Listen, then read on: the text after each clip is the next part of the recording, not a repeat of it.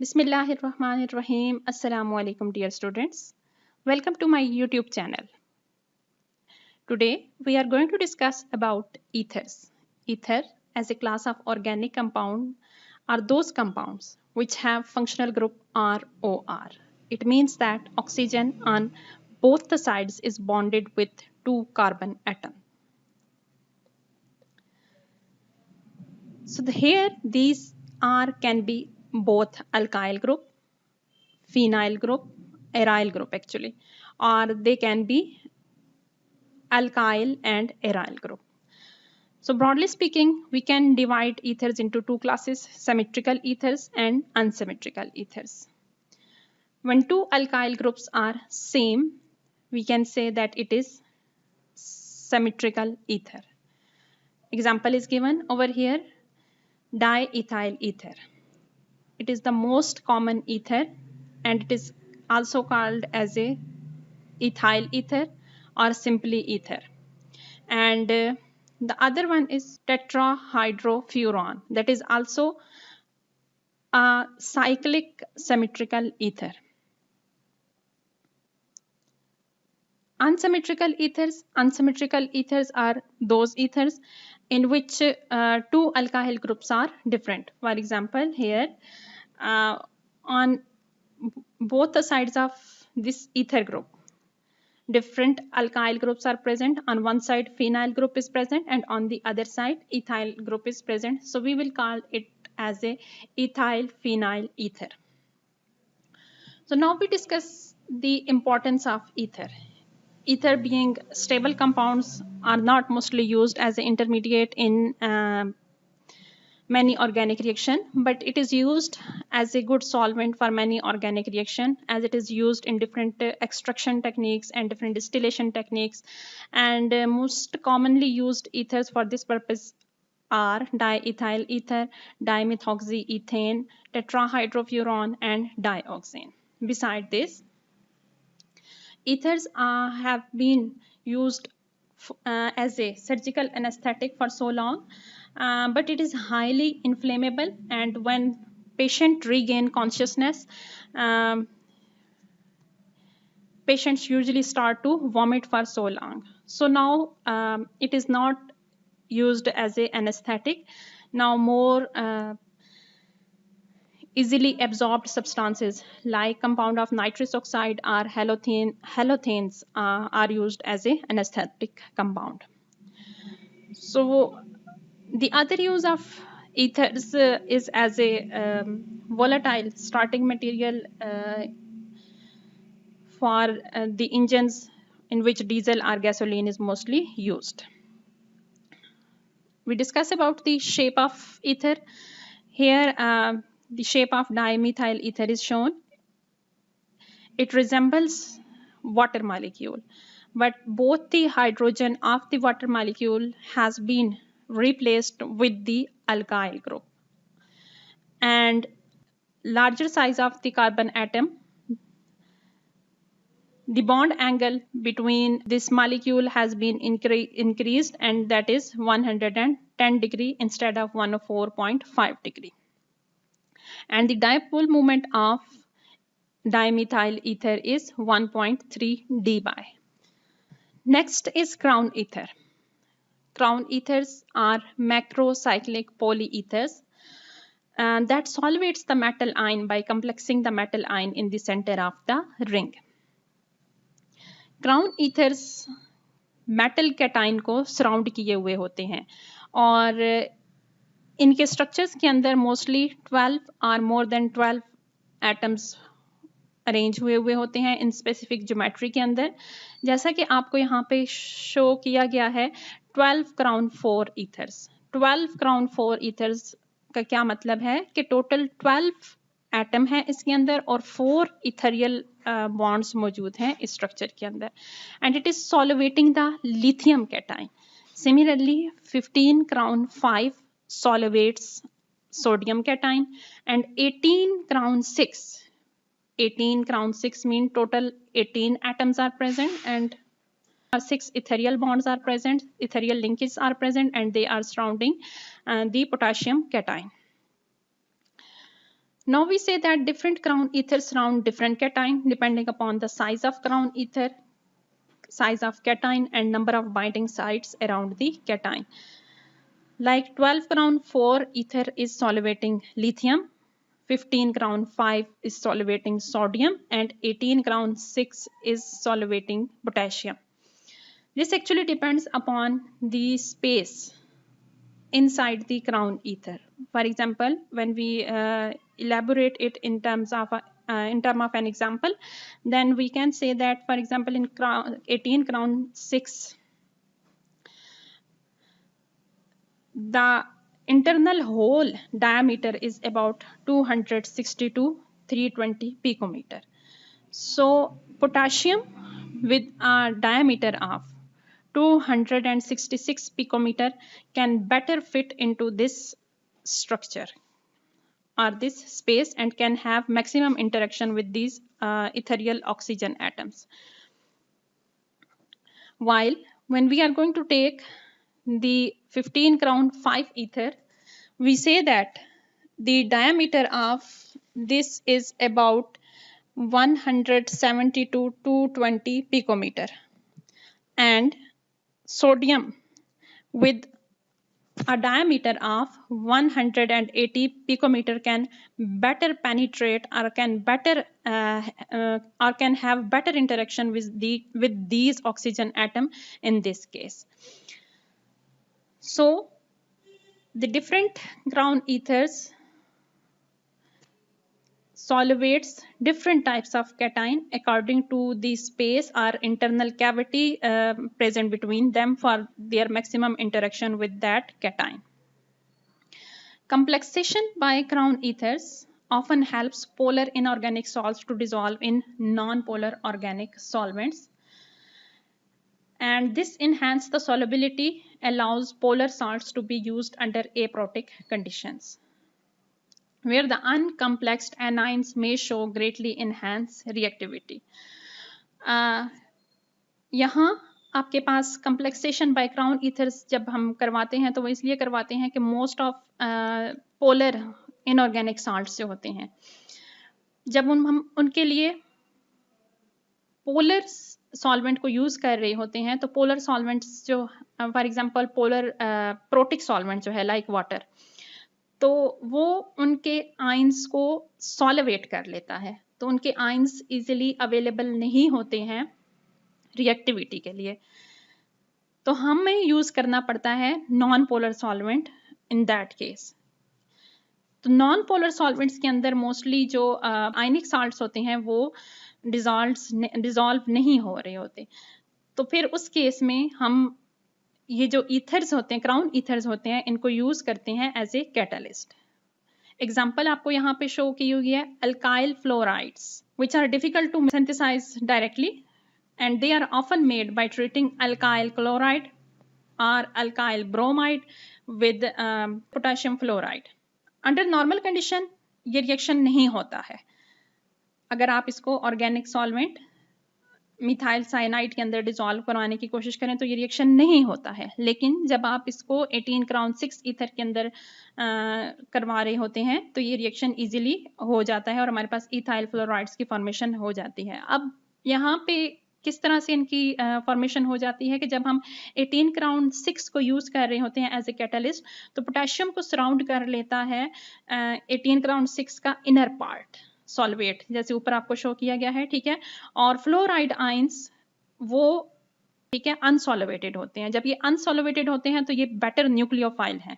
Better nucleophile हैं तो they can easily attack on the ethyl chloride और ethyl bromide and can easily replace that chlorides and bromide ion and resulting in the formation of alkyl fluorides, ठीक है।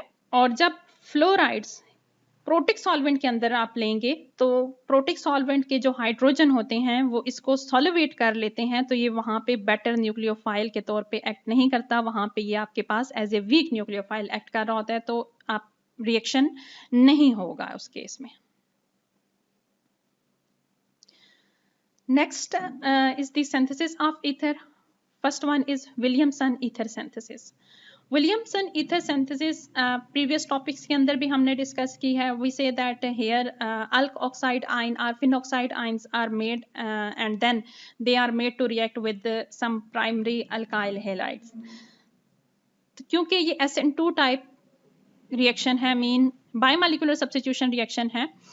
तो biomolecular substitution reaction के अंदर आपके पास हमेशा अटैक जो है वो होता है बैक साइड से और अनहिंडर्ड कार्बन का होना मस्ट होता है. ठीक है, तो मोस्टली आपके पास जो अल्कोक्सी ग्रुप है वो तो आप सब्स्टिट्यूटेड ले सकते हैं, लेकिन जो इसका अल्काइल हैलाइड पार्ट होता है वो आपको मोस्टली प्राइमरी अल्काइल हैलाइड के केस में गुड रिजल्ट्स देता है. अदरवाइज आपके पास सेकेंडरी या टर्शरी अल्काइल हैलाइड को अगर आप यूज करेंगे या टोसाइलेट्स को अगर आप यूज करेंगे तो आपके पास गुड रिजल्ट्स नहीं देंगे, गुड यील्ड आपके पास नहीं ऑब्टेन हो रही होगी.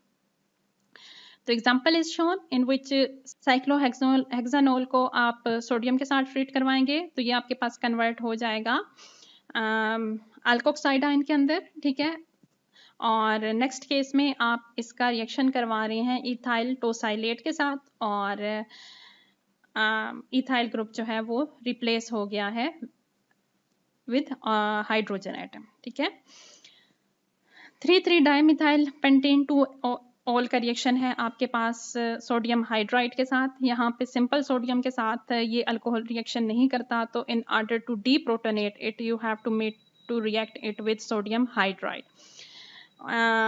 और नेक्स्ट स्टेप में आपने इसका रिएक्शन करवाया अल्काइल हैलाइड के साथ, तो ईथर्स की फॉर्मेशन हो चुकी है.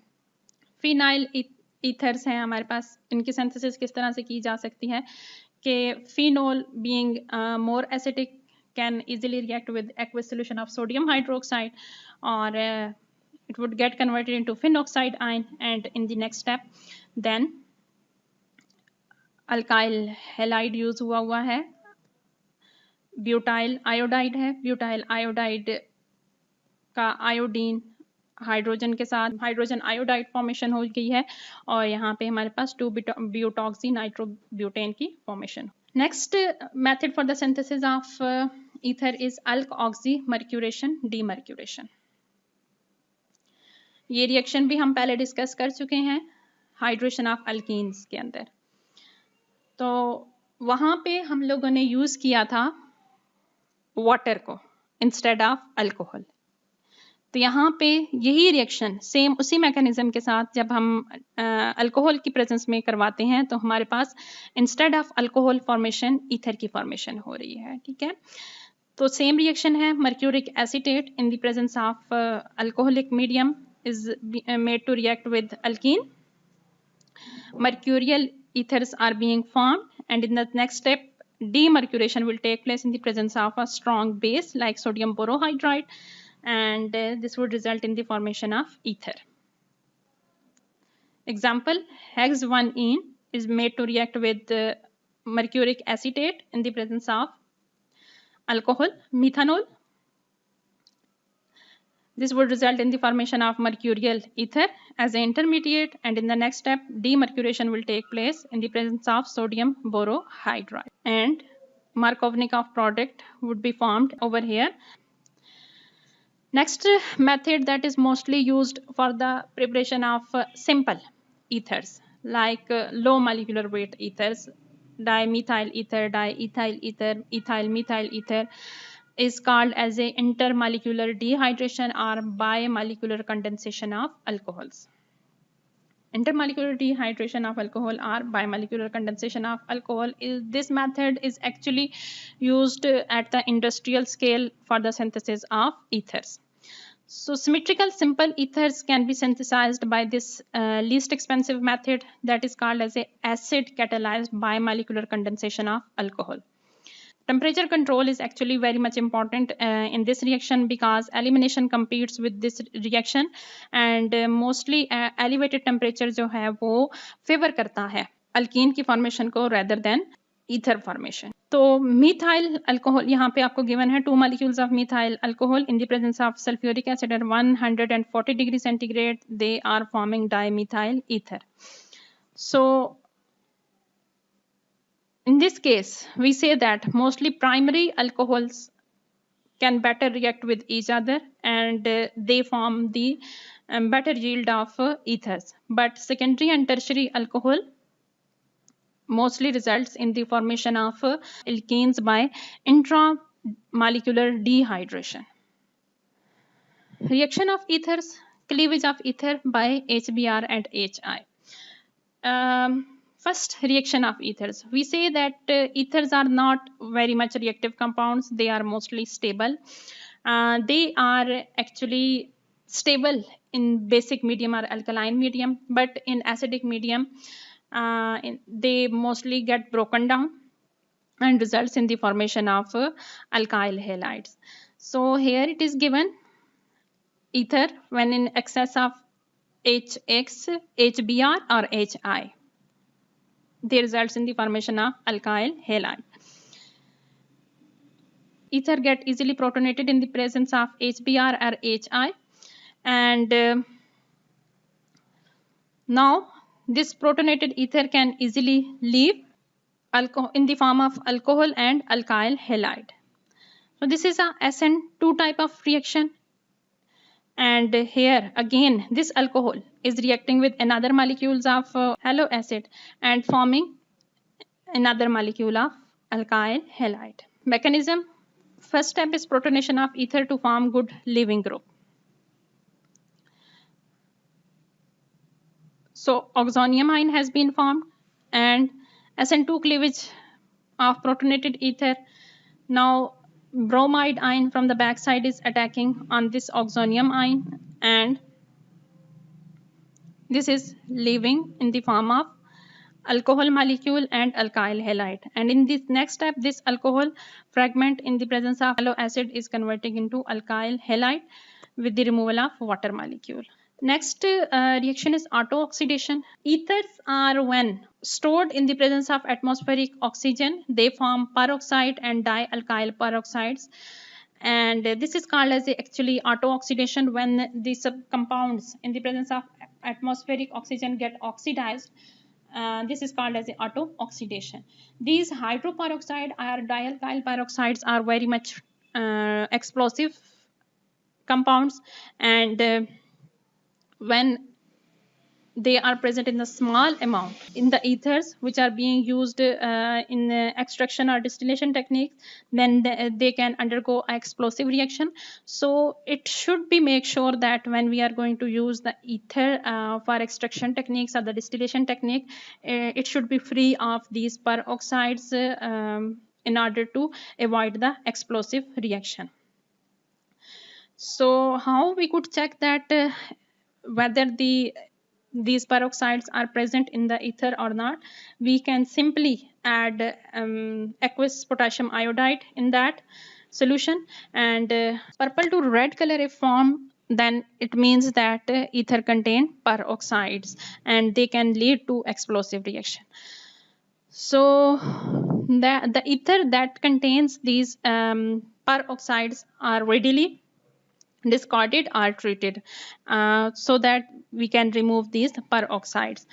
Now there are several methods by which these peroxides can be removed. For example, we can shake ether with aqueous ferrous sulfate.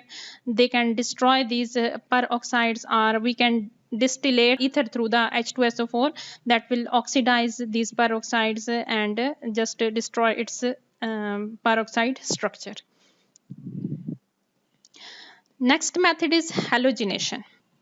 Ethers like alkanes undergo halogenation reaction by free radical mechanism. So here the alpha hydrogen that can be easily replaced with the halogen atom like chlorine or bromine. This alpha hydrogen or that can be this alpha hydrogen which can easily be replaced.